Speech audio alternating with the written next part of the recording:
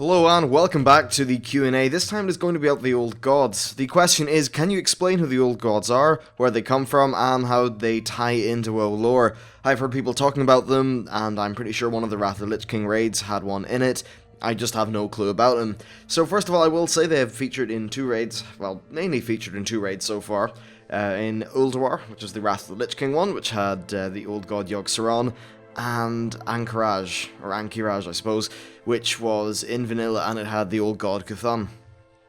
Now, Y'Shaarj is pretty much, like, featured in the Siege of Orgrimmar, but Y'Shaarj is dead, so it's more Garrosh using Y'Shaarj's latent power. Anyway, time to actually get on to the main lore, and we're just going to go from start to finish in a, well, I suppose maybe a slightly quick way, but whatever. It'll get you up to speed. So, they basically did chaos, and long before the Titans came and ordered the planet, they had the Elemental Lords wage an eternal war between each other, in the name of the old gods. And the old gods were very much, like, deep in the world, kind of corrupting it and stuff like that. They were very evil. We don't know if they were always there, or if they came from, like, space or something, but I would probably assume that they come from space. In Outland, in the Burning Crusade expansion, there was a group of Akor who were trying to summon an old god to their planet, or at least summon what was called in-game a summoned old god, so perhaps that means that there's more of them out there. Anyway, as for the Azeroth one, so eventually the Titans found the world of Azeroth and decided they want to order it. And when I say order for Titans, it just basically means terraform the world, create life on it, that kind of thing. So the Elemental Lords absolutely waged war with the Titans because it was in the name of their old god masters. The Elemental Lords are like Neptulon, Ragnaros, Alakir, Therazane, etc. But they were all very quickly defeated by the Titans, who were extremely powerful. Now the Titans, actually one for one, were weaker than the old gods when it came to single combat. At least we're pretty sure of this. Now, to kill the old gods and defeat them, well, first of all, for Y'Shaarj, who was the Mists of Pandaria one, they created the Mogu, and they also thought that they had, personally themselves, killed Cthulhu. However, we now know that Cthulhu was mainly just beaten back. So after supposedly dispatching with Y'Shaarj and Cthulhu, they realized that if they killed off Yogg-Saron and N'Zoth, then, well, their grip was so strong in the world that killing them would basically destroy the world, and they did not like doing that kind of thing. So instead they decided to imprison them. Yogg-Saron was imprisoned in Ulduar, and N'Zoth was imprisoned in the ocean. In order to contain the never-ending war between all the different elemental lords, they were banished to the elemental planes and sealed off from Azeroth proper. Now, while details about the other old gods have not been revealed, it's clear that they were either all killed or imprisoned, and we don't actually know how many there are. Some say there's 4, the Warcraft 3 manual says there's 5, it's hard to know. Really, they can pretty much add as many as they want. So after the war was over, and the old gods were all supposedly defeated, when the Titans looked at their creations, they noticed that they had been, I suppose, affected by the influence of the old gods. The old gods are very powerful, and they're very much good at suggesting, like, evil plans and things like that. So that was definitely a problem for them. Now, what did the Titans do? Well, they didn't want to what I think it's called reoriginate the world, pretty much reset it by killing everything and wiping it out. They didn't want to do that because it's not the kind of thing they do. So what they did was they created massive armies of Earthen. Earthen basically just means stone people, so that would be like the dwarves before they were turned into the kind of flesh and blood dwarves. The gnomes, the Tol'vir, who were in Uldum, and the Mogu, of course, were in Mists of Pandaria. So they created masses of those, and they were manned at all the different sort of imprisoning grounds of the various Titans. And then they got Loken, who was one of the characters, was really a minor character in Wrath of the Lich King, and he was the prime designate of the planet. He was kind of in charge of overseeing all the Titan stuff and making sure it didn't go crazy. There was other Titanic Watchers on the planet, but Loken was kind of the big guy. Now, Loken actually, well, we'll get onto Loken in a bit. So, Yogg-Saron created the Curse of Flesh in order to better, well, I suppose better corrupt the locals, because if they're made of flesh, then the Yogg-Saron will be much more successful in sort of suggesting to them and whispering to them. So the Titanic Earthen, like the Mogu, Dwarves, Tol'vir, etc., began to turn into mortal flesh, making them more corruptible. Now, the Titans had left the world after making massive Earthen armies and stuff like that, so a lot of them were also, like, pretty much corrupted, which was a bit of a problem. I should probably also mention that before they left, the Titans empowered the different dragonflights That was one of the things they also did because the dragonflights could just have a lot of power and were good for protecting the world.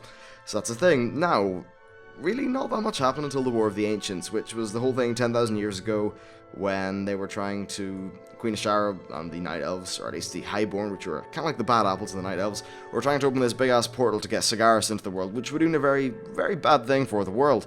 So during the War of the Ancients, the dragons needed a weapon of tremendous power to take down this portal, so they created the Dragon Soul, which contained the power of each of the aspects. Now, Netherian, who you may know as Deathwing, had at the time been listening to the whispers of the old gods. They were buried underneath the ground, and he was the Earth Warder, so he was quite susceptible to them. The old gods wanted Netherian to seize this weapon after it was created, and then use it to break open the world and free them. However, this was stopped when Illidan Stormrage used the Dragon Soul to close the portal, thus pretty much saving the world. Funny, Illidan really, he kind of turned into a sort of bit of a misunderstood hero and into a sort of bad guy pretty quick, didn't he? So that happened. Now let's talk about the currently in-game stuff. So first of all, we have Cthulhu. Now, Cthulhu was the old god who created the... is it Karaj? Karaji, something like that. They're basically a race of insect men, probably insect women as well, but whatever, that's what the thing says. And along with them, and the ancient Nairobians and Mantid, they serve the old gods as pretty much the mortal kingdoms of old. Now, after his imprisonment by the Titans, his various children, I suppose, were sent out to conquer the world in the War of the Shifting Sands. This will be covered in a little bit more detail by one of my upcoming videos on the Anchorage raid. So, the War of the Shifting Sands didn't really go that well for the Courage, and they were defeated by the Night Elves and the Dragon Aspects. Now, thousands of years later in World of Warcraft, Cthulhu reawakened and prepared, like, kind of out of his lair, I guess, and the imprisonment of the dragons, and he was ready to strike out on the world with a massive army of the Courage. Of course, that never happened because we were able to get in there and kill him. Now, killing an old god's very hard. You pretty much can't do it. The Titans were able to do it, the Asheraj, but it doesn't seem like players are able to. We essentially just beat Cthulhu back, because Cthulhu actually came back in the form of, he was sort of possessing Cho'Gall a little bit in Cataclysm, so we're not really sure what's going on with Cthulhu at the present. Now, Yogg-Saron was the old god of death, and he was imprisoned under the Titan city of Ulduar in Northrend. During the events of Wrath of the Lich King, he was summoned to the planet's surface and managed to corrupt the various Watchers in Ulduar. That includes mainly Loken. Now, that was quite bad because Loken was able to free him and start freeing his armies and stuff like that, which was quite bad for the players, and that's why we had to go into the Ulduar raid, free the other Watchers, and then use the combined might of everybody to destroy the body of Yogg-Saron. Now, that's only the body of Yogg-Saron. His kind of essence is still floating about the place somewhere. Where? Hell if I know, but it's still a thing. Now, N'Zoth is the next one. I've seen a lot of people call him N'Zoth, and some people have called Cthulhu C'Thun. That's not the right way to say them. They're based on the Cthulhu mythos from H.P. Lovecraft, who was an American, I believe around the 1920s, something like that, author. It's pronounced like Cthulhu, N'Zoth, Cthulhu as an example. So yeah, that's how you do that. Anyway, N'Zoth is the old god who is most likely imprisoned beneath the oceans of Azeroth, and he's currently at work in corrupting the Emerald Dream, empowering the Emerald Nightmare, and basically wants to consume it. Now, because he's an oceanic kind of old god at the minute, we can assume that he is what turned the Highborn into the Naga, which means that he was probably involved in Vashir. Now, in ages past, he was actually engaged with a long war with Cthulhu and Yogg-Saron, with quite a lot of chaos coming out of that, which is what all the old gods liked. This was shut down when the Titans popped up and, well, beat them all to a pulp. Now, during the events of Cataclysm, N'Zoth was pretty much the driving force behind Deathwing. Deathwing was imprisoned in Deepholm. He was imprisoned very much in the earth, which meant that he was very much down below, as it was N'Zoth, so he was able to influence him quite well. And finally, we move on to Y'Shaarj, who is the current one that we're dealing with, although he is dead, and Blizzard have confirmed that he is absolutely dead. Now, the thing was that with his dying breath, he cursed the land to be afflicted by the Sha, who are one of the main enemies of Mists of Pandaria, and while he was slain, his heart survived and was placed under guard beneath the Veil of Eternal Blossoms, with Nuroshen being the Titanic Watcher to look over that and make sure no funny business happened. Of course, ages later, Garrosh Hellscream unearthed his heart and managed to restore it using the magical pools in the Veil of Eternal Blossoms. That didn't really turn out too well for us as players. So while the heart is able to corrupt things and communicate, Yasharaj himself wasn't fully resurrected, though I guess old gods have demonstrated in the past that they need very little to be a very big threat. During the heart's excavation, the Mantid who had previously worshipped Yasharaj have actually flocked to Grosh's side, which is why the Paragons of the Klaxi are actually one of the main opponents in the Siege of Orgrimmar raid.